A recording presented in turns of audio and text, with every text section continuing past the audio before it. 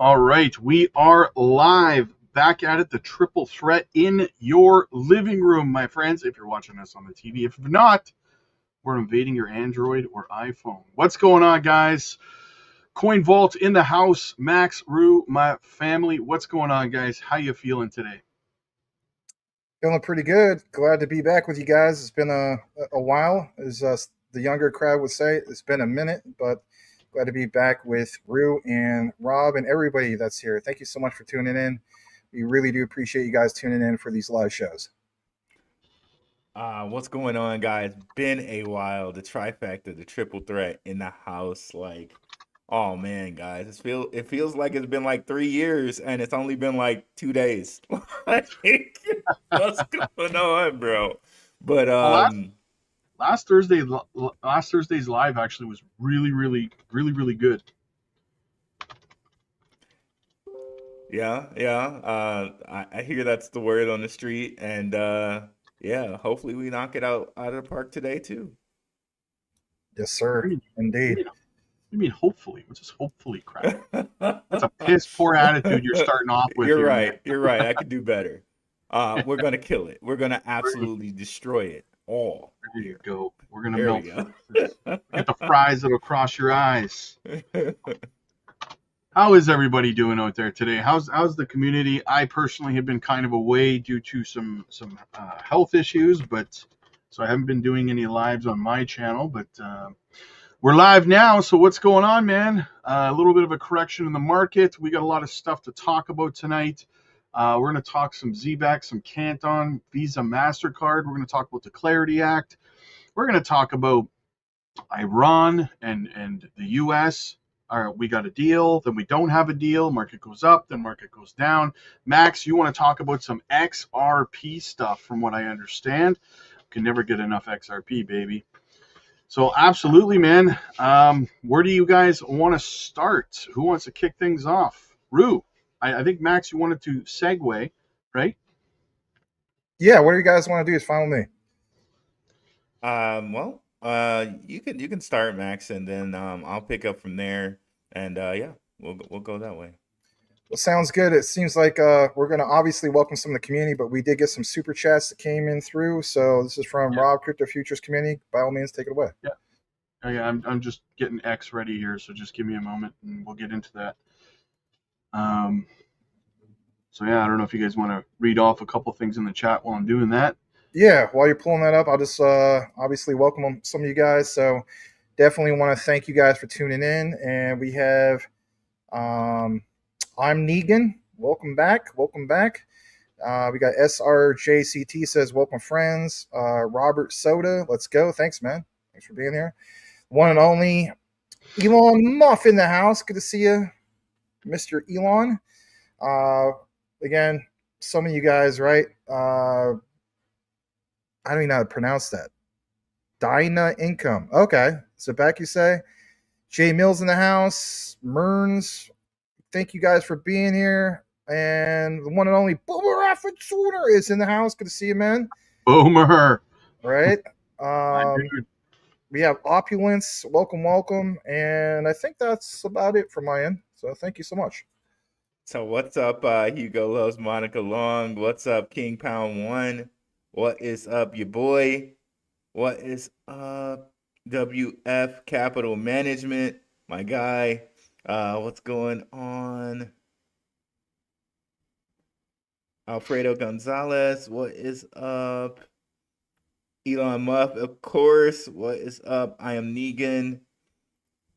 I think I got all my guys. If I missed anybody, just continue chatting. I'll definitely see you in the chat. Thanks so much for coming through, guys. Really appreciate it. All right, let's dive into some of the super chats here. We got your boy. He says he's first, man. You can't beat him. He's quick on the draw. My dude. Thank you so much, brother. Always here, always supporting the channel. My guy. Benjamin, of course. How's it going, brother? Good to see you, man. He says a 5 for each from the SFPF Stacked Fanny Packed Foundation. I love it. You got to get Jack stacked and Fanny Packed. But we'll take it. Thank you so much, brother. I appreciate you. Boomer, good to see you, brother. Good to see you, man. Dave, let's go, man. Real Kevin in the house. Happy Thursday.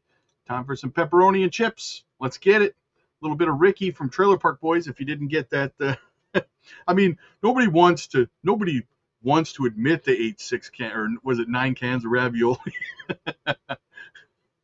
Fantastic. Rise above. Good to see you, man. Good to see you. Mirdid, what's up, buddy? Says, Rue, you see the comments in the Coin Vault poll. I put a poll up over on Coin Vault, so I don't know. Yeah, if you guys... I saw that. I did see not. that. I did not. What were the comments?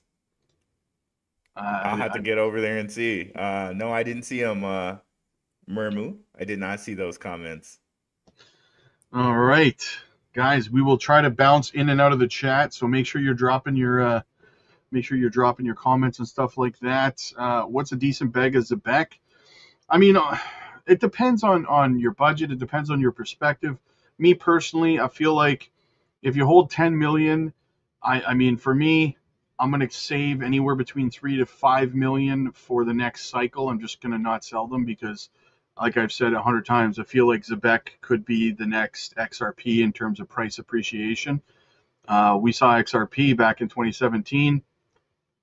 What it was then, below a penny, round a penny, $3.60. 2 cycles later, probably would have hit that sooner if it wasn't for the lawsuit. So can Zebek do it? I think so. Shout out to Jesse of Apex Crypto Insights. He says, Rob, please fix your banner at the top, brother. What is bounds? I think you mean bonus. Yeah, okay. Well, thank you. Thank you, Mr. Hess. Your grammar, you know what? I'm kidding. Thanks for the heads up. Thanks for the heads up. I don't want to. How about that? Yeah. I'm not gonna. I'm gonna make more mistakes. More bounds. Right. I'm gonna go in and delete a letter from each word just to mess with you. Right, like Jay-Z be like, "Can you bounce with me? Bounce with me." Call me Hova, right?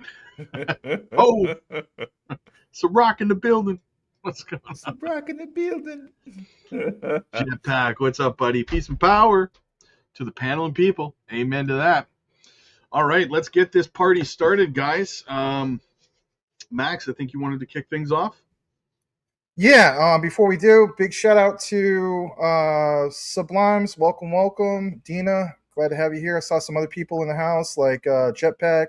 Glad to have you guys here. It means a lot. So what we're going to do now is I want to give you guys some new examples, some new announcements, I should say. So we're fully aware of all the hoopla that's out there, right? Who isn't talking about the Parody Act? Some people call it the Unclear Clarity Act. I've seen some of those jokes, but nonetheless, we're going to address some of these things. We're going to have a little discussion about this, and we'll even address some of you guys' comments as well. So we're going to pull this up on your screen. Big shout again to our brother Space Smoke. I was going to do a collab with him, Molt Money, and Mr. Man. It was supposed to be on Tuesday, but unfortunately, I got rescheduled, so we're going to do it next week. But nonetheless, what we have here is very important to share with you guys. So we're fully aware of all the hoopla. Let's talk about the Genius Act a little bit more. You do want to hear what we have to say. So the Genius Act implementation in July 2026, yes, you read that right, will extend XRP's utility through RLUSD. Here's this quote, and I want to read this real quick, and we'll share this with the panel. While the Genius Act is designed to regulate stablecoins, its implications extend to XRP, particularly due to Ripple's USD-backed stablecoin, RLUSD, which operates on an XRP ledger. All right, so I want to share some of this with you guys, and I want you guys to see it for yourself, okay? Instead of me just rereading quotes. Here's the first part of this, and it's going to get interesting. I'll be honest. It's going to open up some things about some documents, which I'll share with you in a bit. So basically, you see here the impact of it all. And I think I'll leave it I'll shrink this down just a tad. All right. So I want you guys to be able to see it on your cell phone or your TV or, whatever. It says, while the Genius Act is designed to regulate stablecoins, its implications extend to XRP like we just talked about. And at the bottom, we see here regulatory compliance could enhance RLUSD's credibility, potentially driving increased institutional adoption. Increased RLUSD transactions in XRP, notice how it literally says that, utility. Since RLUSD transactions occur on the XRPL, their adoption could lead to heightened demand, of course, for XRP. Some people don't like the idea that says could. The reality, this is crypto, right? There's a lot of uncertainty when it comes to a lot of it. But nonetheless, are you stacked in fanny packed, as Rob would say? We also have here, additionally, as RLUSD gains traction in cross-border payments and remittances, XRP could play a vital role as a bridge currency for liquidity provision. Now, on that part, I want to pause for a second, and I want us to come back in the front. Now, you saw in the thumbnail, we're mainly talking tonight about Parody Act. We're talking tonight, obviously, about ZBCN updates, and we're talking about Canton. I probably should include some quant with this, because on Maximus Crypto, on the Patreon, I went into a full deep dive about why Quant's programmable liquidity actually benefits Ripple's on-demand liquidity with XRP. By definition, I want you all to look this up. Seriously, look this up at some point. What is the definition of programmable liquidity? Programmable liquidity, ladies and gentlemen, by definition means tokenized deposits. And who is the person that mentioned tokenized deposits in capital market ecosystems for literally probably about 2-3 years now? Larry Fink of BlackRock. And if you also go over to the Quant Network site, who did they collaborate with not that long ago? With? Yes, BlackRock. So when I see some of these terminologies about liquidity and so on, I say to myself, guess what? I think we're going to be more than good when it comes to XRP. And I'll provide you some more documentation. Seriously, real documentation. But what I want to point out is these two specific things before we have a discussion. And that is this. I'm fully aware that there's been people in the community that have shared David Schwartz's comments from, I think it was a year or two ago, basically stating that, you know what? Banks will not be Ripple's success story. Well, guess what? In light of everything that's happened recently with the Parody Act, I think to myself, you know what? Wouldn't this make more demand for Ripple? And for me, the answer is yes. So I will share with you some key documents of not only how Ripple, of course, applied to become a bank, but if anything, maybe you've never actually seen the real documents, or if anything, never gotten a real update in regard to that. So please, by all means, stay tuned for that. But nonetheless, guys, the way I look at it is like this. In light of all the bad press that's happened recently, we clearly see where you have this alignment, right, where the Genius Act creates federal framework for licensed stablecoins. And I'll pull this back up on the screen just for a brief minute, like just 10 seconds, okay? As we see from the same document, right here, BNY. Rue and I have talked a lot about this. BNY, as in who? BNY Mellon. They launched tokenized deposits. Again, think about that. Tokenized deposits, by definition, means programmable liquidity. On its private blockchain in January, JP Morgan continues expanding Kinesis, which has processed over $3 trillion since 2019. Each chose different platforms. Meanwhile, the Genius Act creates a federal framework for licensed stablecoins with implementation beginning July 2026. All right. I would like to talk about this with you guys because for me personally, I think we see literally the roadmap that's happened here very, very soon. And I get it. A lot of people are losing their minds about all this, Rob and Rue. But at the same time, I am already jack stacked and fanny packed, as you would say, Rob. And the way I look at it also is this is another example that moving forward, XRP is going to have demand. Would Ripple, when they get to become their own bank, pull a whole, flip of the script and basically say, hey, you know what? Banks, traditional banks, you don't want to give us anything at all? Well, screw you all, because we are our own bank. And if anything, wouldn't that mean that they could take the charge and the lead when it comes to yield? And what would be the solution? RLUSD. Definitely want to get some of you guys' 2 cents on that. Well, first off, I talked about this the other day, I think, in a video, just saying, you know what, with the banks doing what they're doing, like you said, not wanting to offer yield and stuff like that, because they're scared that there's going to be a bank run. Meanwhile, like we talked about last week, Rue and I, right, we said, well, they've been offering yield since 2019. It's been 7 years, and there's been no flight from savings accounts or anything like that. So I say, since that's what they're claiming as their excuse for screwing us over, well, then we should all just take our money out of savings accounts and put them in stable coins now that they've done that, right? They said screw us, we should say screw them. They have publicly, with no shame or remorse whatsoever, said we don't care about you guys and your yield, right? We want to keep making money. We want to keep offering you 0.01%. We don't want you to get 5% on your money. So I say they said screw us first. Shots fired. They shot across our bow first. We should volley back. We should start flooding our money out of savings accounts and into stable coins. They were so scared of it. Let's make it a reality. I was hearing that the way that Ripple's set up as far as like XRP and RLUSD, that XRP would benefit regardless because of all these institutional products that are coming out giving yield on XRP. I was watching the Paul Barron podcast, and they were talking to a lady from Hex Trust, right? I think her name is Georgia Pelisseri.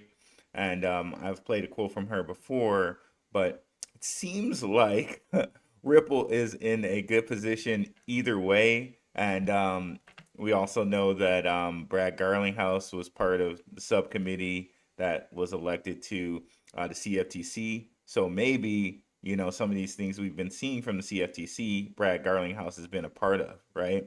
So it's not a surprise that we saw Ripple named as one of the examples of 16 cryptos that are now commodities right now.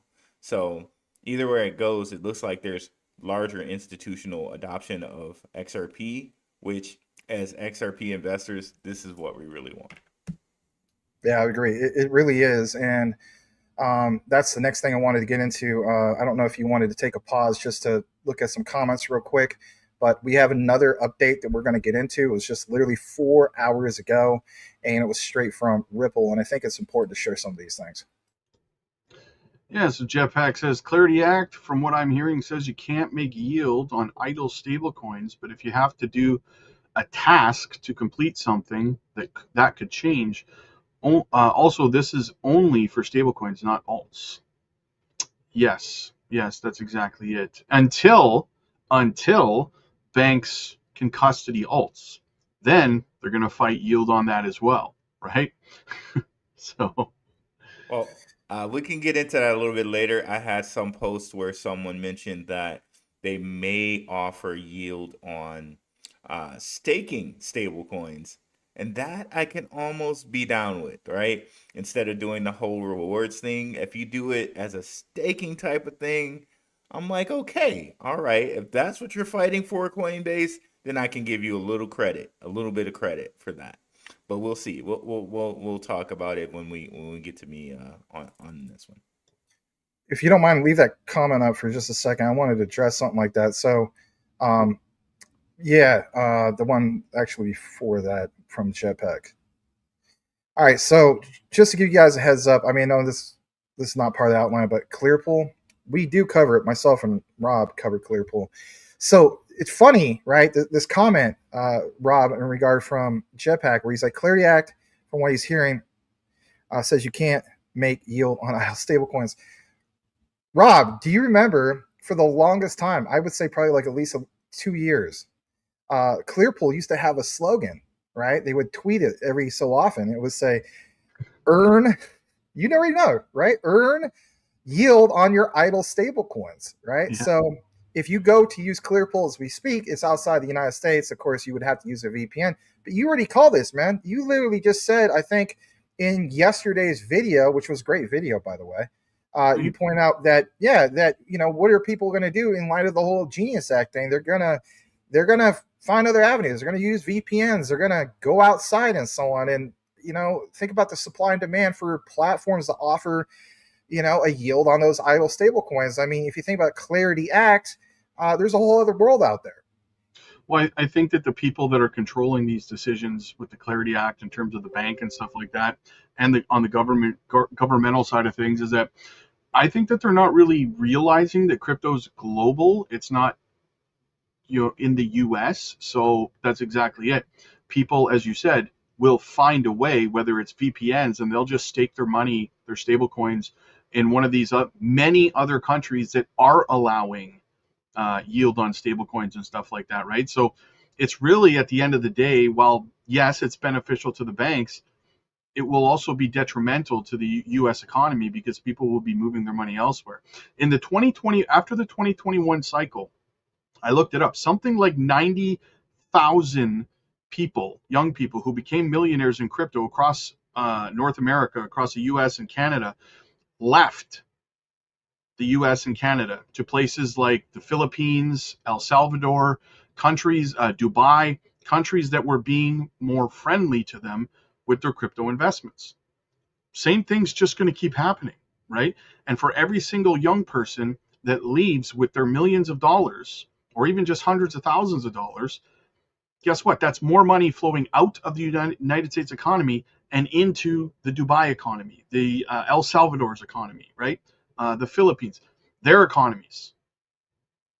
These young people don't care. They don't care. They don't have the they're not blinded by by loyalty to the country like older generations and stuff like that, because the country hasn't been loyal to them. Let's be honest. Politicians have not been loyal to its own citizens for as far back as I can remember, probably since like the 70s, right? So these young people have no, I got my money. You want to take how much in taxes? You want to not let me stake my stable coins, and you're calling yourself the crypto capital of the world?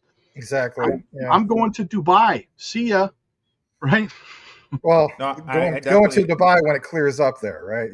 Yeah. I definitely agree with you on that, Rob, but I think the money that they'll save for not giving it to the general person is what they're after, because, right, a lot of us that, the people that are in our Patreons, the people that are diehard crypto investors and are really pushing their money towards that, like, we will be able to go to other countries and take our money elsewhere if that happens. But for the regular person, right, they're not going to want to go through a rewards program, and like, they're just not going to want to do that. So these companies like Coinbase, they will save tons of money keeping the interest for themselves. So really, that's the person that's going to screw over the most, just the regular Joe guy. Well, here's the thing. We've talked about this before. The people who are in crypto from, let's say, from 2017 to now, okay, we are the minority at the end of the day. Yeah. Right? The majority of people in the United States and Canada are not in crypto, right? And that's what the banks are betting on. When the government gives crypto its seal of approval, that majority of people, Grandpa Joe, who doesn't want to learn KYC and how to make an account and self-custody and all that garbage, he doesn't want to learn how to do that stuff. He's going to go to the Bank of America or wherever else, and he's going to say, buy me some Solana, buy me some Bitcoin, buy me some Ethereum, and that's it. Just no different than when you're getting mutual funds or stocks through your bank or whatever the case might be. It's as easy as picking up the phone or even just firing off an email to your advisor at the bank saying, buy me some Bitcoin. That's how easy the average retail investor wants it to be. And they want the safety and security that they feel knowing the bank is holding it for them. And that's a great point, Rob. And on that note, like, this is one of the reasons why I'm really, really high on Zebek, because they're going to make it that easy. So the moment that someone gets paid, they can just, they can just Google tap with their phone, and they'll make it very easy where it's like, okay, yeah, I'm getting paid in real time, but I don't really know that there's crypto behind this. I can just use my Google Pay and use my phone as a bank like I normally do. And, like, no one's the wiser. Yeah, I'm just digging through the chat here to see if there's any questions. If you guys see a comment. Did have a super chat that just came through on your end, Rob? Fridge, my dude. He says, I know this wasn't on the list, but if you all get a minute, thoughts on Plume. It's all Patreon has been talking about. Yeah, so Plume, I brought Plume to the Patreon a little over a year ago. They are working with the likes of BlackRock and everything else. So I'm ultra bullish on Plume personally, involved in the RWA space. So yeah, I don't know if you guys know much about Plume, but I'm very, very big on it. Yeah, I had a Underdog Research Channel come on my channel and talk a real deep episode on Plume. Um, I do really like Plume, but I do notice one of the things like we all talk about on here is like the token supply and how much is, still to be allocated. That's the only thing that really bugs me just a little bit with Plume is that they have a lot of tokens that are, that they haven't allocated yet. Yeah, it's Yeah, funny. Oh, go ahead. I was just gonna say you took the words right out of my mouth, Rue, because looking at it's 53% in circulation. Does it seem like a solid project? Absolutely. I mean, Underdog's got some of the greatest research out there, right? My main thing is it's just my entry point. I want to see a bare minimum of 70% of that being out in circulation. My preference has always been 80% or more. Those metrics, we're not at it yet, but um, for people that are going to hold extremely long anyway, like Rob is always pointing out, you can't dismiss that, So if you're going to be a true long-term holder, right, for a few years, it might not even apply to you really. But for me, I am more that guy where, okay, I want to accumulate, I want to get some, but again, it's not meeting my own personal criteria. That's no flood on the project or anything, but I'm kind of in He's alignment. He's I'm in fun. alignment. I'm in alignment with Rue on that one. Well, I just looked it up, and actually, only about 15 to 20% of the supply will be dropped into circulation in the next 2 years. So the token allocation is not actually that bad at all, in terms of token unlocks. Now, if you broke that down, un momento, por favor. If you broke that down, you'd be looking at, so what is that? That is, how much of the supply? Okay, so While 10, you're no, 1 billion, okay, damn speakers. 24.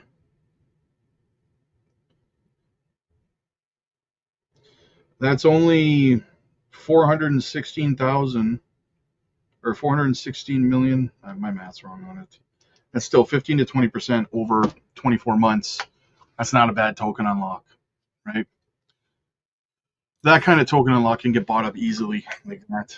There is something else that we should discuss, and I don't know if this is something that both you guys discuss on your private Patreons or on your community. You have to address the other underlying factors. So I know people don't like me maybe mentioning some of these things, but let's face it, it's crypto. There's always some underlying risk in anything. So for me, again, the other thing would be where I wouldn't jump into it just now because that 53% is, again, I understand, Rob, you mentioned the whole thing of like, was it, you say 15% in the course of 2 or 3 years? That's hoping that, all goes well with the project. And for whatever reason, they don't, God forbid, do like a V2. If they do a V2 and you're the type of person in which you're still holding, oh, geez. I mean, you could say that about a token that has 100% of the supply in circulation, right? Gala did that. Yeah, but I mean, there are good examples because, I get it. There's a lot of, yeah, that's fair enough. But I just look at it from that perspective. You never know. And if I had any hint of that, let's say, for example, like we increase the supply to 60%. We're at 53% right now. Any hint of that would be absolutely devastating, right? Because you are the holder, and as the saying goes, it's kind of like they're dumping on you until, I don't know, 2 to 3 years. But I don't know. I guess that sounds like FUD. It's not. It's just me trying to be real about. It's not FUD. It's just a hypothetical that could happen to any project. Yeah. Well, true. But I also just look at like, this is my criteria. Again, I'm kind of with Rue on that. I've always felt that way. My minimum is 70%, but again, it just depends. Like BAS, Binance Attestation Service. My God, I mean, that was only like 30%. So I'm kind of eating my own words, and I'm up like over 10 grand on that project. So a project did do that recently. I can't remember who it was. They started printing. I think Rue, weren't you and I were talking about this project a little while ago? I can't remember off the top of my head what it was, but they just started printing more coins out of nowhere. Was it AMP or something? I can't remember what it was, but it's just all of a sudden they Maybe. announced they're printing more coins, and I was like, well, that project's dead, right? Like, you're done. Maybe. That sounds like XOR or whatever, right? Sora. I mean, Sora did that. Oh yeah, Sora definitely did oh my goodness. that. They got like, I don't even know the word for how many coins they have. it's ridiculous, but yeah. But yeah, I think we were talking about the Clarity Act. That's right. So now, one thing I will say about Plume before we exit that topic, I think they're one of the only projects that is registered with the SEC as a transfer agent for tokenized securities. Now, that's pretty intriguing to me. But again, the whole token thing, right? But I will say that is definitely a feather in Plume's cap, pun intended. I seen the pun in that. Hey. There's a feather in the logo, if you're wondering. Yeah, it's funny because it seems like we get into, like, I talk about some of these projects like way in advance, like ZBCN, XCN. We talked about those long before anyone was talking about them over on the Patreon. And then again, Plume, I was talking about Plume over a year ago over on the Patreon. It's on our gems list over on the Patreon. It's been on the gems list for over a year. People are just starting to talk about it now, right? That's how you get in early on these projects. You join the community and you get in early. So yeah. But back to the Clarity Act. Sure. Let me just jump into that, and I'll just double check. You answer some of your super chats, right? Yeah, you did. So, yeah. All right. So let's pull this up. This is the one that was reported about roughly 4 hours ago. Let's share this, and then we'll have a conversation about it. So we see here from BSCN, again, roughly 4 hours ago, Ripple CEO, obviously Brad Garlinghouse, says, big dog in this fight on Clarity Act. Brad Garlinghouse said at today's FII Priority Miami Summit that Ripple doesn't have a major stake in the Clarity Act battle. I don't know if people are aware of this, right? Noting, of course, XRP. And basically has already began the whole thing of being recognized as a commodity. Did I lose everybody? Am I here? No, you're here. Sorry about that. All right. So, where was I at on this? Oh, shoot, I don't even know. All right. Garlinghouse expressed confidence that the bill will eventually pass despite Coinbase rejecting latest Senate compromise. Quote, people are annoyed. Well, no kidding. They're exhausted. So hopefully we'll get something done. And then on stablecoins, since that's obviously the talk of the town for at least probably like the last couple of months, Garlinghouse pushed back on proliferation, saying, quote, my head starts to hurt. All our heads are hurting, not just yours, Brad. Thinking about 50 United States dollar stablecoins, right? He revealed Ripple was minting 20% of all USDC before launching RLUSD. That's interesting. I wasn't aware of that. Calling it a natural move given the company's balance sheet and institutional focus. So I actually just want to get some of you guys' 2 cents on that before we continue, because where we're going to continue, and this is a treat for you guys, is this document right here, which is Ripple National Trust Bank. We'll break that down here in a little bit, but back to our panel for some discussion about the topic at hand. Well, on that, there's a video in which Brad Garlinghouse says that, well, we might not get clarity until May. And like, it's like, come on, bro. You guys are moving the goalpost again. You said 90% in April. Now you're saying just May with no percentage. So I don't know. Like it's like every single day it seems like Coinbase is in, Coinbase is out. Last I heard they're out again. Like I don't know. I hope they're out because they're trying to get us, stable coins. If you stake them, you get yield. That part I would I would really say, okay, they deserve some credit if they get it to that, right? Then it's just a single click. Okay, I want this staked. Fine, that's good, but we shall see. Well, a lot of people are expecting this massive, move on crypto the minute that the Clarity Act passes, if it passes at all before summertime hits, right? And I think that how often do we see this? How often do we see these high expectations because of some upcoming catalyst, and then we see either a nothing burger or the market dump on the news, right? Because it's usually already priced in. And I remember somebody put a comment on one of our videos that I did because I said that I don't think that the Clarity Act passing is going to pump markets immediately. Eventually, it's good big picture for markets. But your portfolio is not going to the moon the minute the Clarity Act passes, right? It's just not. We're in a bear market.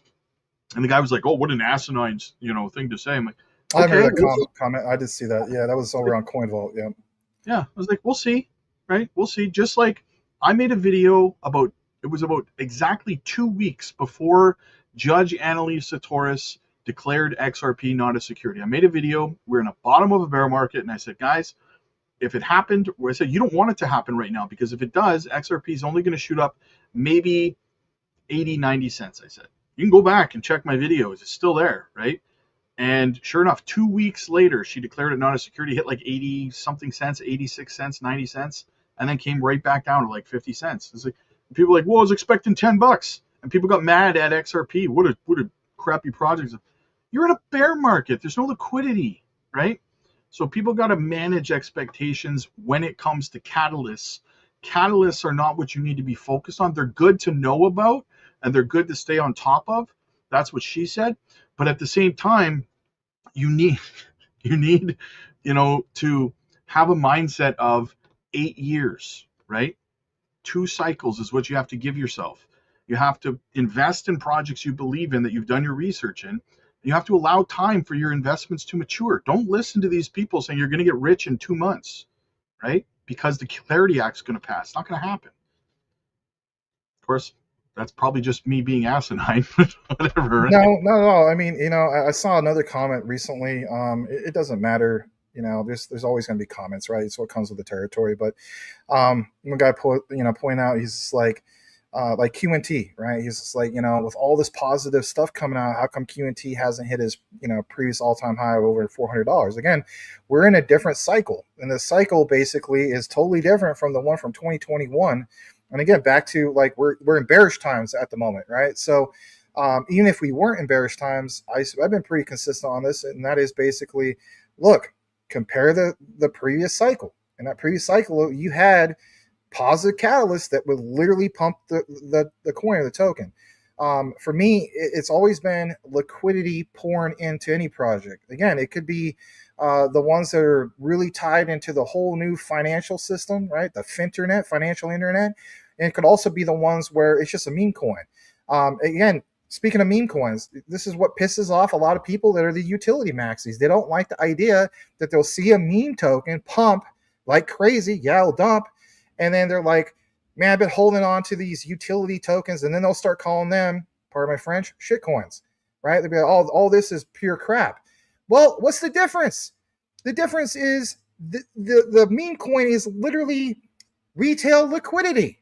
Okay? So if you think about this, right, it's like Quant, many years ago in 2021, you had off the catalyst, right, a bunch of institutional money coming through and so on, and even retail money saying, I really believe in this. So as a result, an empty pool, picture the empty pool, now you have a bunch of money coming into it, literally retail money coming into it, because it sure as the heck isn't institutional money that came into that. No, not yet. So now that pool is full, right? Visualize this, for crying out loud. Now the pool is full. Now we get a positive catalyst, like, for example, Project Agora has been confirmed.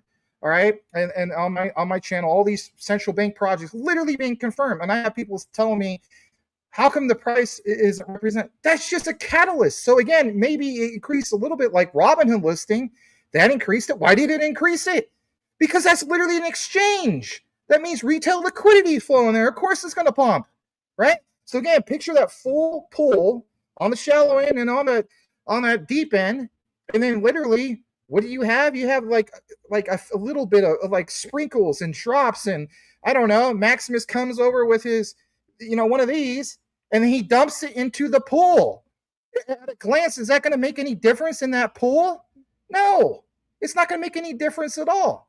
But what would make a difference is, as we found, you have something like JP Morgan, and JP Morgan does $10 trillion a day, and we have confirmed two key things.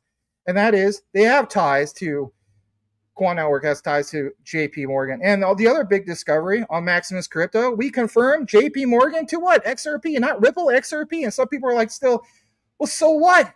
How come the price didn't pump? Guess what?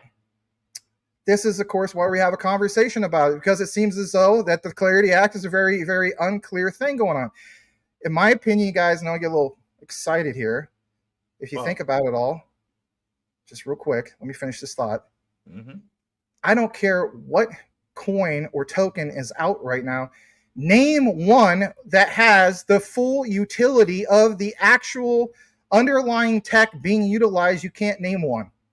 We're not even close to mass adoption. So all these people are saying, losing their freaking minds over the whole thing, saying, I don't understand this and I don't understand this. Guess what? As the saying goes, we haven't flipped that switch yet. Yeah, this asset class only has $2 to $3 trillion in it right now. That is it, guys. That's still in the infancy phase of how big this asset class can grow to. And I think people need to realize that, right? Shout out to Underdog. He says, Future, what you said is so true. Management of expectations is the issue. It's because mindsets are stuck on the old crypto cycles and the Coinbase effect mentalities. Crypto has evolved. Yes, absolutely. Absolutely. But people get indoctrinated into crypto because of, influencers and X and stuff like that. And they think they're going to put $800 into something and get rich in 2 months. They're going to have $8 million or something. Right? We have to fight against that mentality, and that way people would get less frustrated. How often do you see people invested in great projects, XRP, ZBCN, XLM, whatever it is, right? Quant, they're in these great projects, but because some catalyst is coming along and it gets pumped up by all these YouTubers and stuff like that, these catalysts, right? That people expect something big, and then when it doesn't happen, XRP doesn't go from 38 cents to $10 in a week, then all of a sudden they're calling it a scam and it's a crap coin and it's this and it's that, and they get frustrated and they make the mistake of selling out of a great project that they should have just held and waited for it to mature. Yeah, like really, really easy examples, guys. Like, you think about something like NVIDIA, you think about something like Intel, right? I give these examples to my guys, shout out to Recruit all the time, right? Where it took them like 24 years to reach full like kind of maturity. Now, I don't think it's going to be that long for us, because if you look at certain companies that have gone from zero to hero recently, companies like Facebook, companies like OnlyFans, companies like Uber, it's taken only like 10 years, right? Like, if that, right? And I think that's what we're looking at with the crypto cycle, like at most 2030 for us. But I do think it's going to be a lot sooner. But again, when you think about the stock market, people have like 30-year time horizons, and they can't even be patient enough to wait like 8, like Rob was saying with crypto, right? Yeah. Look how fast we went from VHS to CD, or to DVD, sorry, to Blu-ray to streaming. It's insane how fast that happened. That's like 4 different technologies inside of 2 decades? Something like that. It was insane how fast that evolved, right? And I think that, like you're saying, blockchains can do the exact same thing, especially in the decentralized finance narrative, right? You're going to look back to, holy crap, this went from just the old Swift system to where we end up, streaming payroll and all this other stuff like that. It's I often say, you're front running the next 10 to 20 years of innovation. Are you going to bail because project doesn't pump in a month? Right? It doesn't make sense. I saw someone say this in the chat, and I just looked it up and confirmed it. David Sachs out as crypto czar. Just turns out like that was his term limit or whatever. Like as an employee, that was like the limit of his term. But he's moving into a different position for Trump, so it's not like he's gone or anything like that. He's just moving into a different role. But thank you for that piece of information. That's a very important piece of information. Just also knowing that David Sachs and his company are invested in Zebek as well, Craft Ventures. So shout out to David Sachs. Hell yeah. Hell yeah. Max, did you have more? Yeah, I do. I just wanted to pull up this actual document, and then if anything, we'll get into some comments. So I just want to show you guys that, if you're new to all this, that a while back, Ripple, of course, did apply to become a national trust bank. And this is not just some tweet or anything like that. This is an actual physical document just to show you guys. We see here, Ripple National Trust Bank, 27-page document. Basically, it was a charter application. There's a lot that's here, right? But in a nutshell, it basically shows here that they did, in fact, apply. All right. And it's a real thing. And again, for me and everybody else, it's like, again, in light of the Clarity Act or the not so Clarity Act, what happens to something like XRP moving forward and what's the response? So if you just tuned in, you probably missed the whole area of where we're covering and having some key detailed discussion about all that. But nonetheless, it's there. And, I want to drop it into the comments. If anybody wants to look at this, here it is for yourself. All right. So I just put it into the comments on the public chat. Okay. There has been updates in regard to it all, but I want to share this key area. You see here the federal deposit insurance application, like I said, check all boxes, and boom, type of charter was for a national bank. So don't ever let somebody talk you out of like, yeah, it's a bunch of nonsense. The document speaks volumes, right? It absolutely does. The other area I want to jump into is somewhat of an update, I guess you could say. The OCC did have a decision letter for the application to charter, of course, Ripple with this application to become a national bank. If you're wondering how long ago that was, it was December 12, 2025. So this is not like I'm pulling up a 2015 document.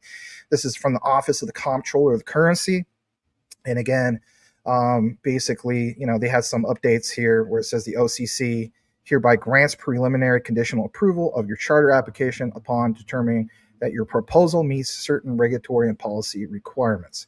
If you think about it in light of everything, I mean, again, I understand the current Clarity Act as it is, but at the same time, could you create different forms of yield? And I'm not talking about on idle stable coins like RLUSD. What would be beneficial moving forward for us holding actual XRP? And again, it's always interesting to actually pull up real documents. So for one, you see the proposed bank, you see, for example, Ripple, and plain as day, you see here that basically, sorry, some idiot with an echo can with an incredibly small penis just passed by my house. But anyway, yeah. So the OCC is authorized to charter national banks pursuant to the National Bank Act 12. And again, that dates all the way back to 1978. So it's important that they go through that particular avenue. And then the other part I wanted to jump into, and then we'll have a discussion about this, is Smoke points out how Ripple's RLUSD stablecoin could become a United States synthetic CBDC. I mean, Rob has stated this for the longest time. It's like, yeah, people say we're not going to get a digital dollar. We're not going to get a CBDC, but in reality, a stable coin seems as though that's the one that's in disguise. Let's actually talk about this, and I'll kick it over to probably you first, Rob, because you have discussed this a lot. So Ripple's RLUSD stablecoin is positioned to operate as a United States synthetic CBDC by using a structure where private digital money is fully backed by central bank reserves and settled through existing Federal Reserve systems.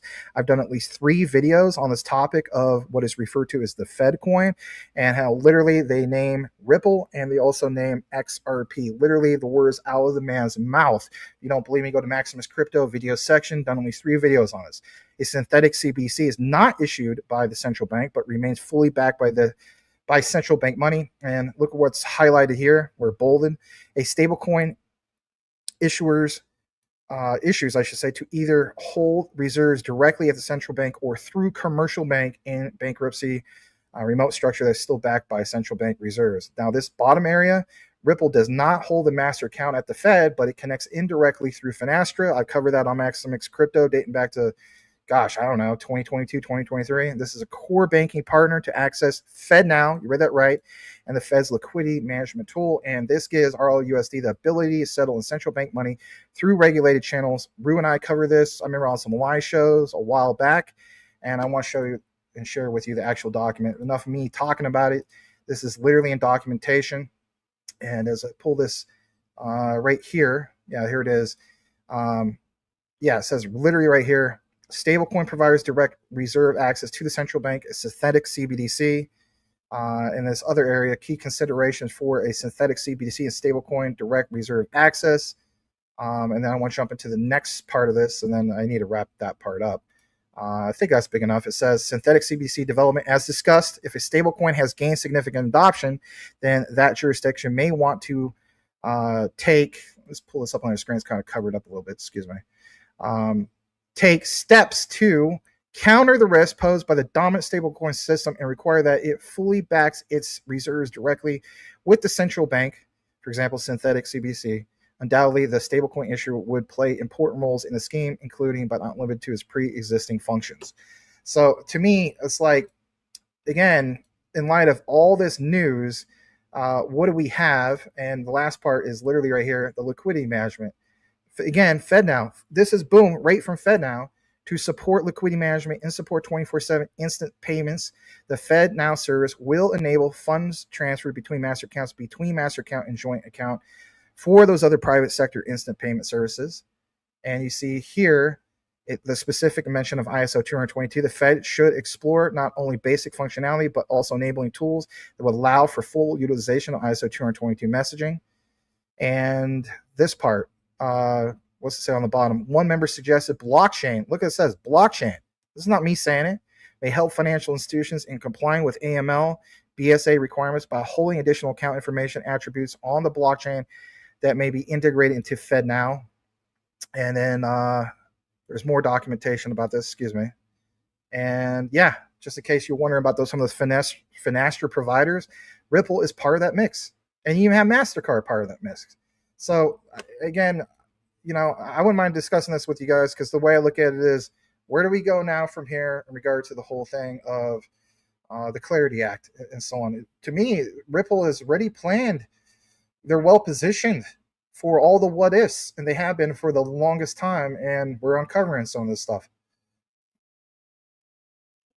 Interesting you mentioned that whole national bank status. Ripple has that, Circle has that, and World Liberty Financial has also applied for that. And interesting to note that those are all Zebek partners, right? Another reason why I'm very, very high on Zebek. But so I mean, I think this is good news for Ripple, and I think this just builds on what we were saying about RLUSD and how it can still benefit with everything that's going on with the Genius Act and the Parody Act, and probably benefit in a way that Circle won't, because if Circle, if we lose the interest with Circle, I mean, I guess it only hurts us as customers, and really Coinbase will probably still get interest on the back end. So, but Fair enough. That's Circle's stock over the last 3 days. Crashed down 23.40%. It's crashed in 3 days since this Parody Act with no with no yield on stablecoins for us as retail investors. As soon as that came out, boom, like what Circle stock did. Which is funny because they might still get yield. Like Coinbase might still get yield, but us as customers might not. So that's interesting. Yeah, just completely crashed. But what are you gonna do? As far as what you were saying, Max, about CBDCs and stuff, yeah, I've been saying it, to anybody that'll listen to me. Listen, why do you think like they were so quick to say yes, we're going to shut down any idea of a CBDC? We're not going to let the Fed, release any CBDCs, and then they immediately flipped into let's push stablecoin regulation as fast as we can. Let's get it out there. Let's shove it down everybody's throats. Because they do the same damn thing as a CBDC. They can shut your money off like that with a stable coin. Tether does it all the time whenever there's illicit activity, right? How many times a month do you read an article, at least once a month, where Tether, froze accounts of suspected illicit activity on USDT, right? They can shut it down just the same. They can control your money the same way they could with a CBDC, right? They just changed the name of it, and everybody just believed it, right? It's like stablecoin, yeah. Everyone who was like, no way, we cannot have a CBDC, is all on board with a stablecoin regulation, right? It's hilarious. Yeah, it's kind of like a Trojan horse to a sense. It's gaslighting exactly at the finest ability of gaslighting. Like, oh no, we're not gonna have that. Don't worry. No, this is different. Look at this. 100%. Yeah, that's how she goes, man. That's how she goes. So Max, did you have something else, or? I do have something else. I just want to do this real quick. I normally don't do this, and God bless you, guy. I don't want to, make a thing where this is me creating drama. But I will address this one more time, and I normally don't do this. So if you interpret that this is an attack on you, sir, this is not an attack. But every once in a while, I will do this. So I want you to highlight the person whose name is BirdDog45. And the comment is ISO 222s are done. Yeah, I've been reading it. That's all right, because guess what? I already cover this on the Patreon, and I'll just make this public. I'm going to address this right now. I really do. I'm more than prepared to do it. Yeah, address it. I'll find it. Go ahead. I'll find it in the. All right, so I'll just read this real quick out loud as Rob gets the comment. So he says, and I respect a different opinion. It is what it is. I know where you're getting some of this misinformation from. I would just say, a lot of people know who this guy is. He's the one that rings the bell. And we'll just leave it at that. It says the ISO 222s are done. So for one, can you imagine international standardization organization, international standards being done? Like, is my plug in the wall? Is that done? Is my USB device that I plug for Apple phone or Android, is that done too? These are international standards. So apparently that's done. Okay, fair enough. Q&T recycles their tokens. That is not true. Similar to HBAR swing trade if they pump. They dilute them on retail speculation only. JP Morgan is making their own rails, same as Circle. All right, so what I'm going to do now is I'm going to share on this screen where literally I cover this on the Patreon. And I want you guys to see some of this for yourself. It gives you a little taste for one of what we do on Patreon. So you can unhighlight that for a second for people to see this on the screen. Let's full screen this. I literally said addressing Q&T misinformation, fake. All right, so it's not super long, but I'm going to read this. It says, there are some of you who are obviously listening to info from certain influencers and others who are providing you, sorry to say, false information. Yes, I said that right, because it is false information, and I will actually provide you some things here where it's literally false information. I get it. You're looking to see who is right and who is wrong. Okay, fair enough. But in regard to Q&T and the whole, it doesn't get burned. It gets reused. My answer is, nah, it's not really reused in the way that keeps inflating or avoiding any reduction. Back in 2018, the ICO, which is an initial coin offering, they originally minted something like 24 million Q&T tokens. Not all of them got sold. Around 9 to 10 million went into the public, with some set aside for the team, advisors, reserves, etc., etc.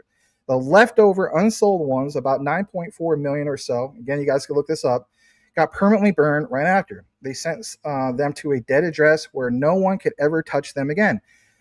That locked the total supply at roughly 14.6 million max, and that's where it stays. No new tokens ever get created. It's a hard cap, way lower than, of course, BTC's 21 million, as myself and many others have pointed out.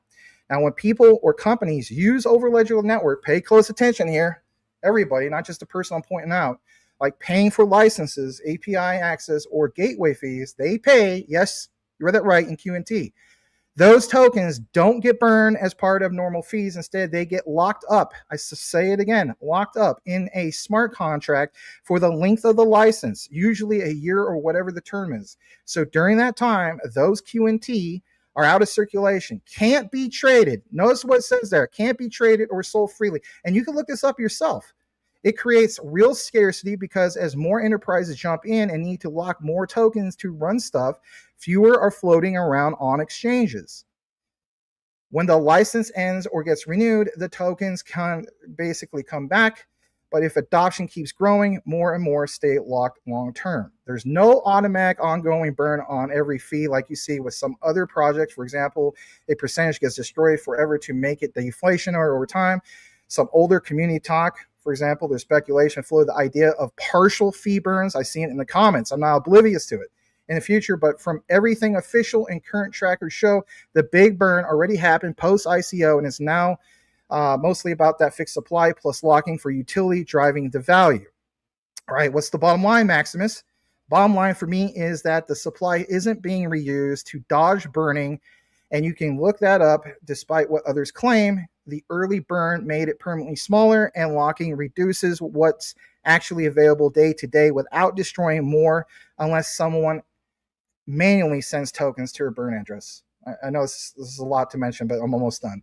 It's scarcity through fixed cap, real world usage, locking, not through constant burning.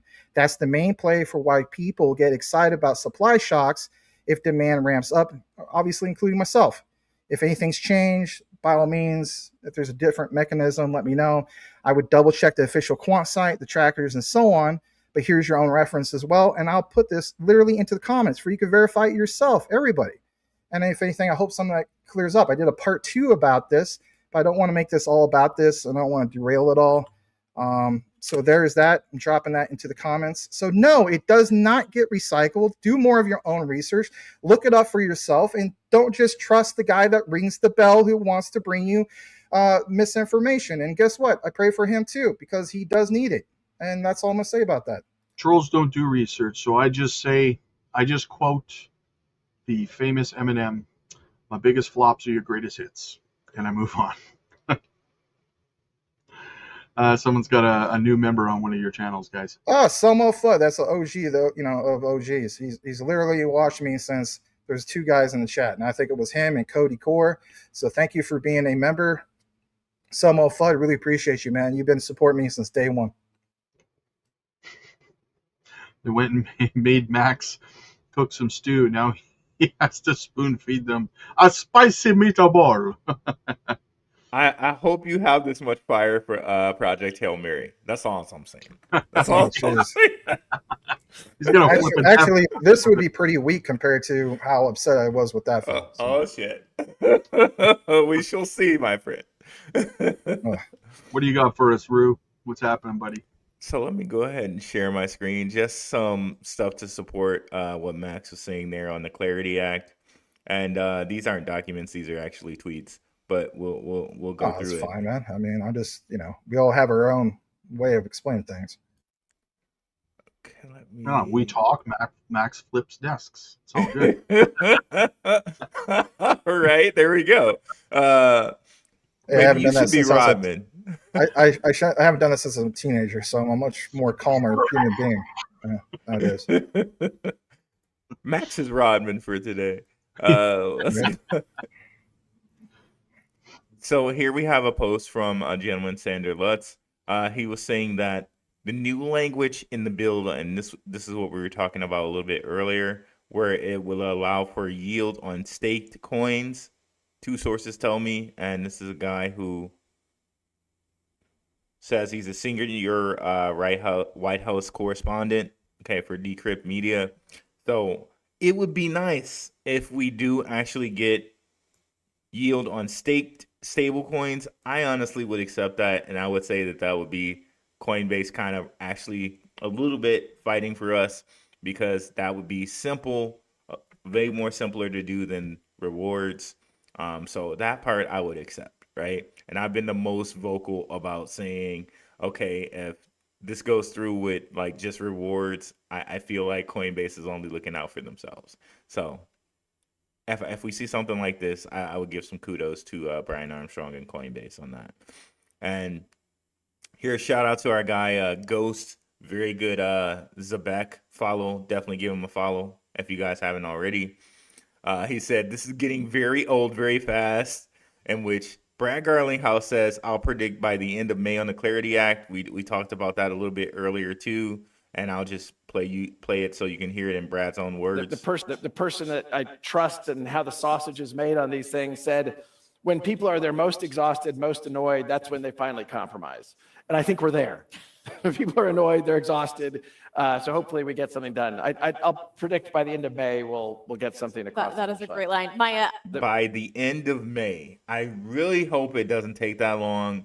He had originally said by the end of April, 90%. And they just keep playing this game. This is like going on like 2 years now. So I really understand if people are really upset with it. But again, I think it's like testing our patience as investors. We know what's going to happen here. But just like so many things in the past, like Tesla was flooded, so many different things were flooded. XRP was flooded, of course, and our guy Jesse Apex Crypto Consulting has been well over that. The XRP case and all of that. We will see the light at the end of the tunnel of this, but it is starting to get old. I agree with Ghost on that. Yeah, it is getting old, and I mean, I'm not going to make excuses, obviously, for Brad Garlinghouse. I'm fully aware of all this as well. Yeah, it is getting old, and he probably should have kept silent. I mean, he's already keeping silent about all those NDAs. You can't apply that to this. I would try to kind of back off a little bit in that regard and be like, you know what, maybe I should pump the brakes a little bit more. Yeah, it's okay to say I don't know. Apparently, I don't know. Or unsure, or whatever, right? Yeah.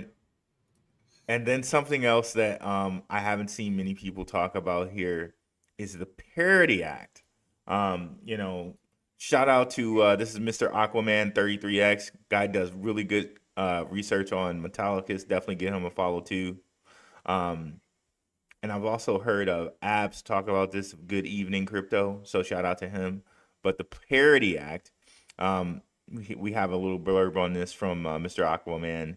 Fixes crypto taxes to match stocks and regular money. No tax hassle on small stablecoin payments like buying coffee. Lets you delay taxes on staking and mining rewards. Stops weird loopholes. Still early but gaining speed. And I have something else to support that. And then I'd like to come out to people to see if they have any stuff on the Parody Act. We have this from Cryptos R Us. The U.S. just dropped a crypto tax framework. We don't have to talk about who did it, but it hits the pain points directly. Stablecoin safe harbor. Using stablecoins for payments wouldn't trigger capital gains taxes. That removes one of the biggest blockers to using crypto like money. And I think it's like up to $200. So technically it doesn't put a limit on your transactions, but it says tax exemptions for crypto purchases up to like $200. Staking and mining tax deferral. Rewards wouldn't be taxed when received, only sold when sold. This aligns with crypto with how assets are taxed everywhere else. Clear definitions and reporting, more clarity on digital assets, brokers, and obligations, less gray area, less legal risk. It's also Congress acknowledging crypto as a part of the system and needs modern rules. So we'll see how this Parody Act comes out. Have you guys heard much about the Parody Act? No, sir. Okay. No, So no. it definitely seems like it's the least, like, I think clarity is definitely more important than this when we talk about just market, crypto market infrastructure, right? And if you follow the whole terminology of infrastructure and you know how Zebek worded its whole thing with Stellar, where it's the global payroll infrastructure for um, for Stellar, right? And I agree with Robin that maybe we don't see right away something once we get the whole Clarity Act or crypto market infrastructure bill, however you want to word that. But when we get this, like, I definitely think we see something eventually, right? Okay, one other thing I wanted to add here from Chad Steingraber, Ripple was name dropped. Oh, did you have something to say, Max? It's Chad Stanglaba. Nice, I love it. Oberst. Everyone knows what Ripple is doing from subjective views. This just in, Ripple name dropped in Congress today. Rep. Sam Liccardo mentioned Ripple in the House hearing on financial innovation. So let's listen to this here. We've seen, at least publicly in print, is that their concern is focused on the fact that ACH doesn't currently have an automated solution that can reject transactions that would cause daylight overdrafts. And we certainly appreciate the importance of mitigating risk. That's a big role, obviously, for the Fed. But many very established, respected financial companies in the technology space, ranging from Intuit to Visa, have both expressed objections to this exclusion as well as offered some, I think, very promising alternatives. For example, requiring pre-funding of ACH transactions. We heard that from Intuit and from Ripple. The idea of imposing daily or per transaction limits on ACH activity, or requiring collateralization or performance bonds, or implementing enhanced monitoring or early warning systems. Visa suggested that the Fed consider allowing payment account holders to solely access the Fed ACH credit, because that would naturally control and mitigate overdraft risk, but would at least facilitate the objectives of payments. Do you believe the Fed will be open to, I think, these very promising ideas that the industry has offered for mitigating risk, but enabling this critical access? So I have not read the pool of comment letters that have been submitted, but I'm taking it from your comment that they've submitted these ideas in comment letters. Eagerly. And I know that we will be, I know that the my colleagues at the board, this is handled by a different division. It's but they will be looking at those comment letters, and I think if there are ideas that will actually solve the problem, I'm sure they'll be open to considering it. Thank you. I look forward to working with your team to make that happen. So he mentioned Ripple here, and he mentioned also Intuit and Visa. Intuit and Ripple are both Zebek partners, right? So very, very nice there for Zebek. Again, another reason why I'm very high on them. But he also mentioned Visa a couple different times there. And we know Visa has connections to not only Stellar, but also to XCN, which people don't talk about too much. But, you know, shout out to Shook Focus Digital on that one. Let's see here. And I guess last thing I want to mention here is something from Blockchain Backer, in which he says, hey, bear market bottom might have been reached now. Okay. Bear markets in the crypto space historically conclude and enter into accumulation and bottoming formations once the 2-week MACD has its 9-week EMA crash to the lows. Okay. The orange he's saying here. This marked the bear market bottom, building in 14, 18, 2022. Notice 4-year intervals there. And it has occurred here in 2026, 4 years later. So maybe we've reached the bottom. If you look at a lot of different coins and things like that, like the Algorands of the world, like really, really good coins mentioned in real documentation, right? They're at like lows, like low lows, right? Lows that we Almost, haven't seen in 4 years. yeah, almost So all altcoins are down between 95 to 99%. So it makes sense. exactly, exactly. Thank you, Yeah. Rob. Like we might be right now at lows, guys, like at bargain basement prices. So maybe right now is the time to start accumulating. Maybe, not financial advice, but maybe if you were holding money to the side, maybe it's time to start edging in with some of that money now, based off of the charts here. Great work from blockchain backer there, but definitely some things to chew on here. And that's all I got for you guys. Yeah, go on, Rob. Well, there was a comment I wanted to address first of all. Yeah, I have another one I want to address too, but go ahead. To the Moon asks how we're doing.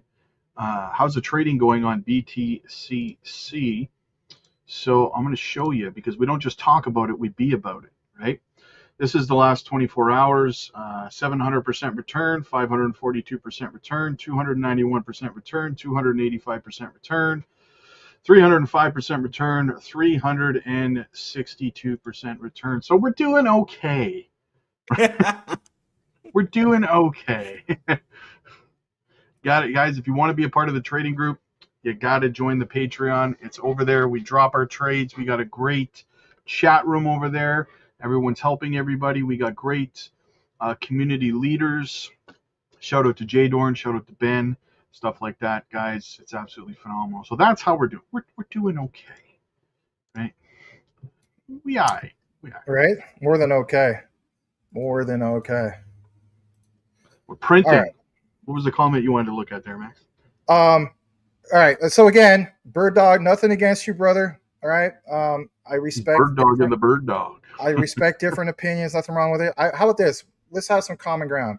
I have numerous times, even myself, Rue, and Rob, have felt as though that 2026 is the year for privacy coins. So I think we can have some common ground on that. I'm not going to be that type of guy who's going to say, dump all your XRP and just go to Canton. I hold Canton, right? I came in very early in Canton, like right after it went public. I came in at the 7-cent level, so I'm still a very, very happy camper. Did a little over 2x, it dropped a little bit, but still a very, very happy camper in that regard. ZK knowledge proofs, it's a critical infrastructure to say the least. But this comment, privacy is the utility. Public/transparent blockchain is something no one would ever use. Your statements. All right, so hey, we can all have a different opinion, no problem. And I do believe that you do real research, and you said that you're not referring to the guy that rings the bell. Well, then that's good.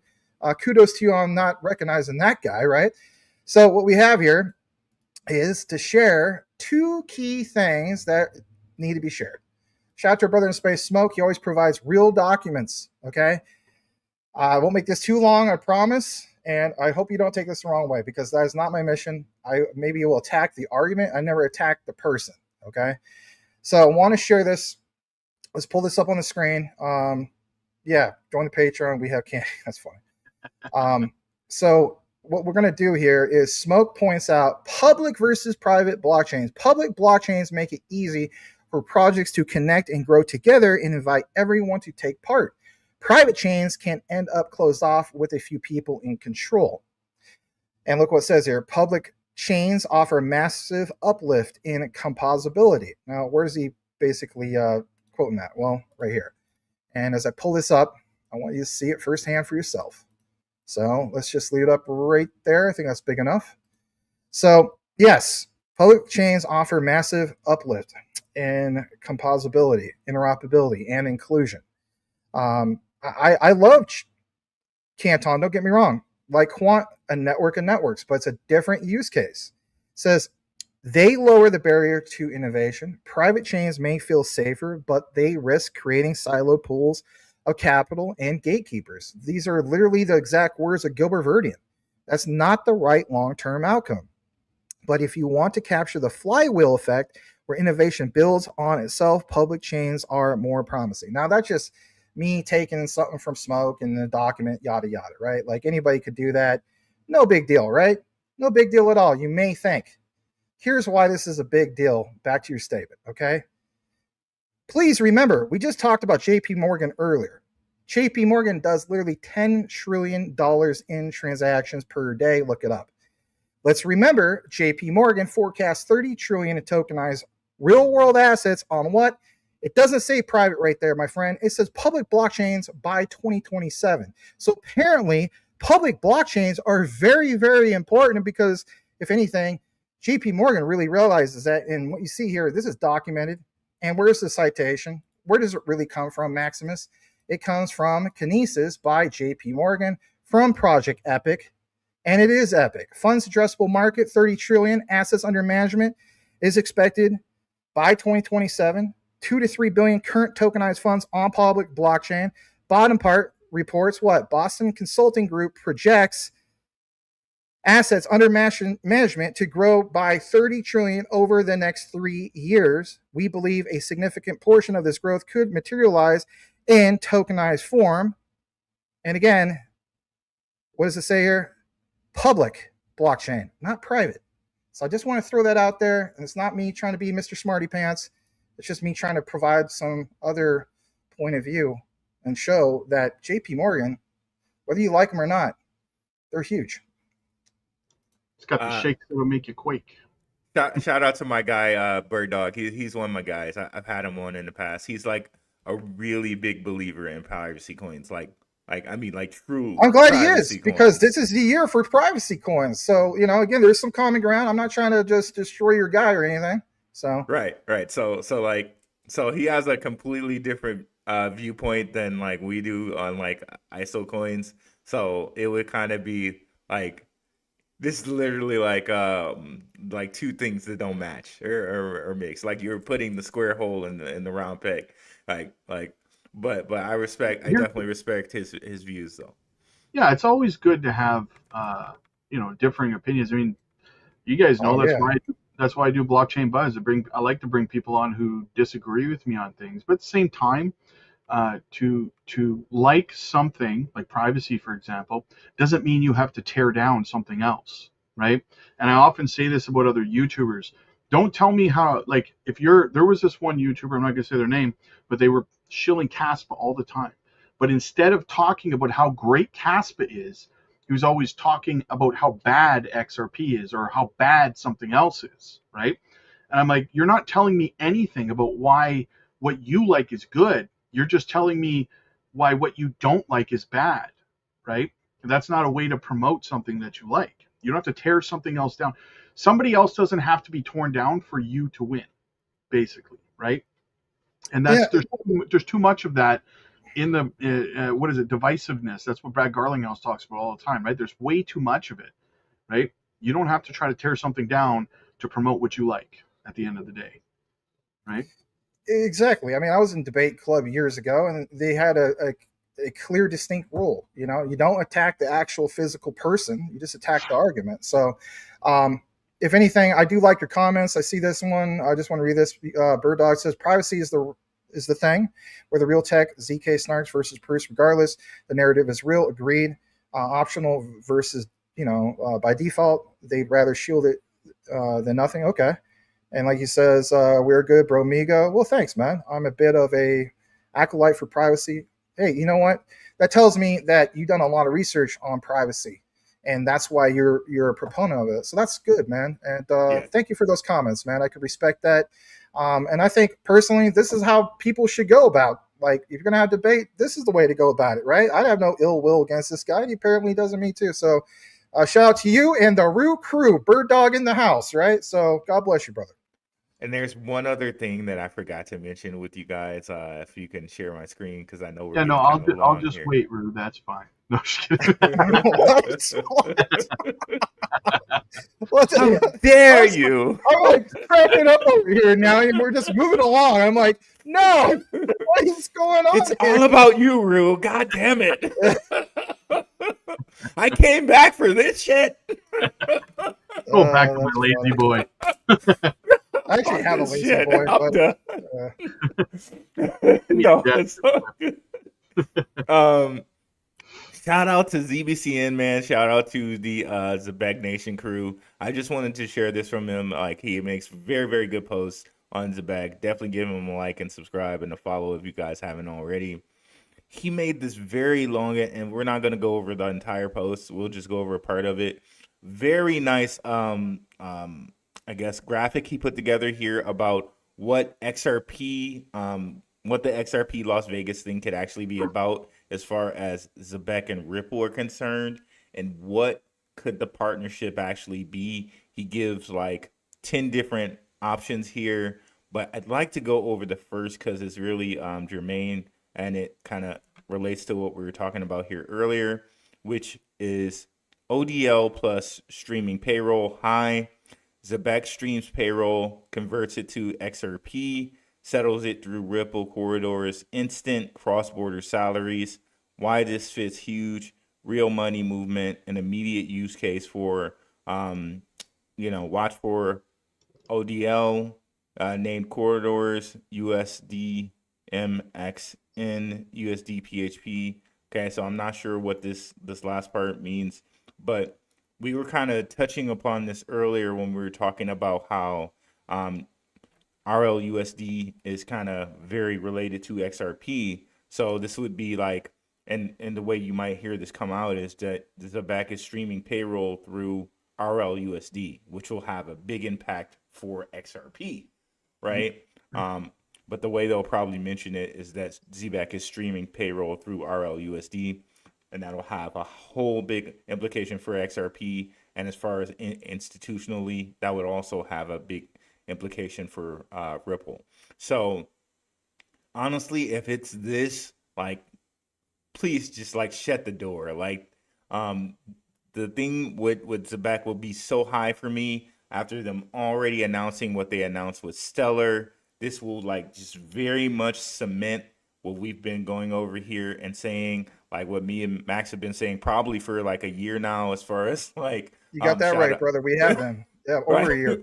Right, over a year now. Shout out to guys like Blue Collar Crypto and others, where we've talked about Zebek being very integral part to the Interledger protocol, right? And this would just totally cement that Zebek is a necessary part to the Interledger protocol. But again, these are some of the reasons why I'm very, very high on Zebek. And definitely go check this post out from ZBCN, man, and look at the other scenarios he mentions. But I think even if we don't get this, I think in the background, this is happening anyway. This is happening anyway. And Zebek, as far as what their payroll is, like, it's all going to get converted back to XRP's system, back to the XRP ledger, the ODL, and you have to pay the fees through Zebek no matter what stablecoin you use. But if they announce it kind of formally, this will really be, Zebek is a integral part of the Interledger, and like all haters can just sit down and cry into their hands, or jump off a bridge, whatever they want to do. But they're done after this. I want you to keep that. Oh, if you don't mind pulling that up for just a second, Rob, I want to point something out real quick. So for one, huge shout out to ZBCN, man. Like, if you're following Zebek, he's one of the main guys you should follow, clearly. But this bottom part, Rue, where it says number 2, bank plus. Sorry, I don't know what keeps happening. Okay, that's right. So it says number 2, bank plus streaming payroll product, very high, co-built stack. Look what it says here, guys. Zebek headquarters equals streaming layer. Ripple's upcoming bank equals custody plus fiat rails. Now, I want to share something with you guys that's going to complement what Rue just mentioned, plus what ZBCN, man, just literally shared here, because a little bit of the focus will be on this upcoming bank that we're talking about. We just talked about this at the beginning of the outline, so I want to share this. This is going to be very complimenting. This is something that Rue and I used to always do, especially when I record a video, especially when we do the whole thing in person. We'd always do this type of stuff to complement the research, to say the least. So let me pull that up on your screen. I think Rob's going to have to do some navigation. So what do we have here? This is really interesting. So for one, I want you guys to see this for yourself. This is literally, ladies and gentlemen, today, big update, guys, big update from the one and only Smoke. Will really complement everything. Do not forget, the new OCC digital asset amendments will take effect in April 2026. Ripple's conditional approval from the OCC for a national bank charter will allow, boom, the XRP ledger to officially enter the federal banking system. And I love Smoke because he always has the real documents. No fluff on this one. So what does he have? So we're going to pull this up, and this comes from the reference citation of Stinson. And let me just shrink this down a tad, okay? OCC finalizes those amendments to affirm the authority of national trust banks to engage in non-friendly or non-fiduciary activities. Now, I just want to point this out. Think about what we just talked about. Think about what Brad Garlinghouse shared, whether we like it or not, right? He's like, oh, it's going to be May. It kind of makes you wonder where he came up with April to begin with. But what we see here, the final rule adopts the revisions contained in the OCC's Notice of Proposed Rulemaking, the NPR, issued on January 12, 2026. So this is not like, many years ago. And like it says, without change, the revised regulation, the amended rule takes effect April 1st, 2026, which is April Fool's Day. No, this is not an April Fool's. All right. There's more about this. I know somebody posted in the comments, they're like, with Max, there's always more, but hey, I gotta do what I gotta do. We see here, Office of the Comptroller of the Currency, United States regulators open door for crypto firms to enter federal banking system. Boom, right there. I don't know if anybody else is really sharing this. Maybe somebody like Abs or, Good Evening Crypto or some of those other places. I don't know. But if other people shared it, then awesome. Again, we got to highlight this, guys, because it seems as though there's a lot of division on the good and bad news lately. And to me, this is great news. Several major crypto firms, including Ripple, Circle, BitGo, Fidelity Digital Assets, and Paxos, have received conditional approval from the United States regulators to operate as federally regulated national trust banks. My God, Rue, you and I had talked about this in our live shows when we did that FedNow stuff, and man, is the research aging extremely well. We'll get into a little bit more about this. The Office of the Comptroller of the Currency, the OCC, announced Friday that it had granted conditional approval for the creation of Ripple National Trust Bank, an entity affiliated with Ripple, the company closely associated with, boom, the XRP ledger. And last but not least, this is what everybody wants to know, right? If finalized, these limited purpose banking charters would allow crypto firms to custody client assets under federal oversight. This is absolutely massive, in my opinion, because it clearly shows, again, the common ground, even with things like what? Zabek. And great find by Rue. Great share from ZBCN, man. And Rue, Rob, whoever wants to take it, I look at it this way. Whether we don't like Brad Garlinghouse's statements or not, doesn't matter. What really matters is the documents, and the documents show what? A clear path for XRP, and especially when it comes to the federal government. Yes, indeed. And this is a little bit too kind of branching back to what I was talking about earlier. Yeah, those guys are for national banks, but don't rule out World Liberty Financial. Okay, guys? And I did a show, a pre-recorded show. Check it out on the channel where I was saying AI is unlocked for Zabek. One of the things I talk about in there is World Liberty Financial and what they're doing, right? So if these guys get their national bank charter, they're going to have their own place with their stablecoin, the president's stablecoin, right? Three of which, so Circle, which Circle is invested in Zabek, right?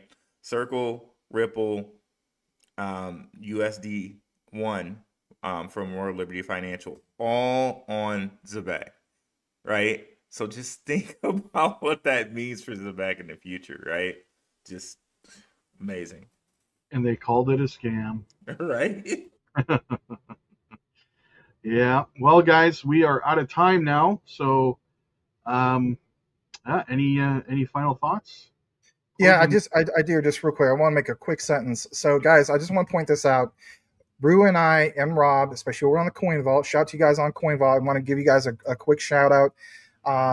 You guys mean a lot, right? We have WF Capital, King Pound, Rise Above, Pierre Pivon from the Patreon. Thank you so much for being here, brother. X22, and all the other guys. FMJ Crypto, Presley. Thank you so much for being here, guys. We pointed this out, okay? All three of us, especially on Coin Vault, that basically you have numerous examples, right? We talked about like Anchorage Digital, right? What's the common ground that we just shared here? A lot of talk about custody, Fed master accounts. We know that when it comes to Quant, they have the master key literally for what kind of custody? Fireblocks. Zebek, you got the common ground with Anchorage Digital, custody. Even XDC is part of that mix, apparently. Do you see where we're going with some of this? So despite some of the bad news, again, I would have and encourage everybody to go to the documents. That should be your key takeaway, because that tells you the clear path moving forward for the greater scheme of things. Absolutely. Rue, any final thoughts, brother? No, that was it about World Liberty Financial. Another nice day here with the triple threat. Thank you, Rob. Appreciate it. And absolutely. Thank you guys, everybody, for popping in, supporting us, especially over on CoinVault. It's been going absolutely phenomenal over there, guys. We appreciate all your support. Everyone who sends in super chats or joins our Patreons or becomes channel members and stuff, the support, especially in market conditions like this, it's what keeps the lights on, and it's what keeps us doing what we do for you guys. So it's always much appreciated. And we will see you guys next Thursday, or maybe we see you sooner over on the Coin Vault. I don't know. Check out the link for Coin Vault. Just drop it in the comments, you guys. Thank you. God bless, guys.